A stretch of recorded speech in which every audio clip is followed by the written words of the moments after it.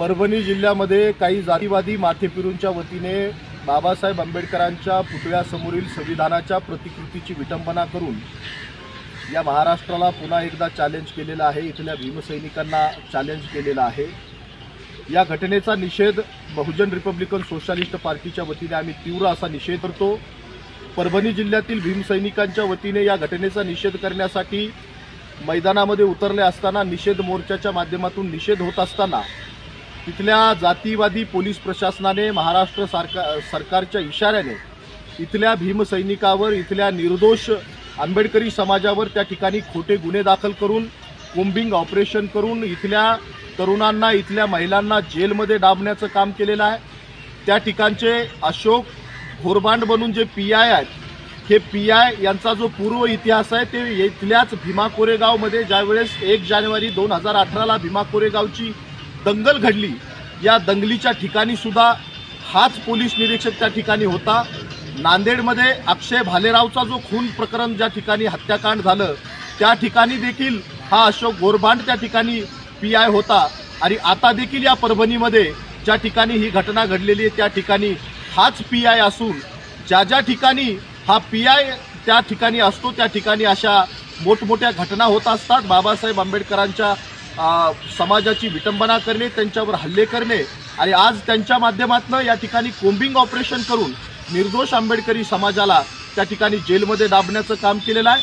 आत्ता नुकतीच ताजी खबर येते की सोमनाथ व्यंकटेश सूर्यवंशी नावाचा भीमसैनिक याचा न्यायालयीन कोठडीमध्ये त्या ठिकाणी जेलमध्ये त्याचा मृत्यू झालेला आहे। माहिती अशी आहे की पोलीस प्रशासनाच्या माध्यमातून त्या ठिकाणी त्याला बेदम मारहाण करून पीसीआर घेण्याचं काम केलं आणि पीसीआर घेत असताना त्या ठिकाणी त्याचा मृत्यू झालेला आहे।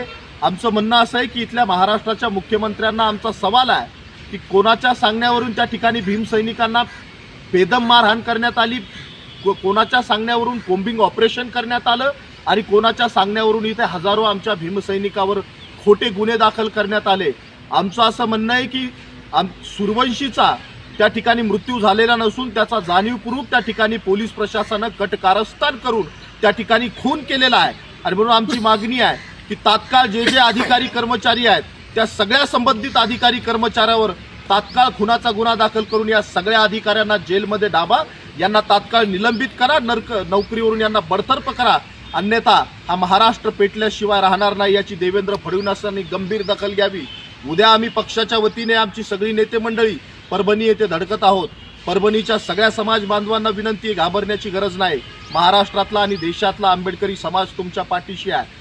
सरकारला आमचं सांगणं आहे की तात्काळ तिथल्या पीआयना निलंबित करा आणि आंबेडकरी समाजावर केलेले खोटे गुन्हे लगेच त्या ठिकाणी वापस घ्या, अन्यथा बहुजन रिपब्लिकन सोशलिस्ट पार्टी आणि संबंध महाराष्ट्राच्या भीमसैनिकांच्या वतीने हा महाराष्ट्र पेटवल्याशिवाय राहणार नाही याची गंभीर दखल घ्यावी। धन्यवाद।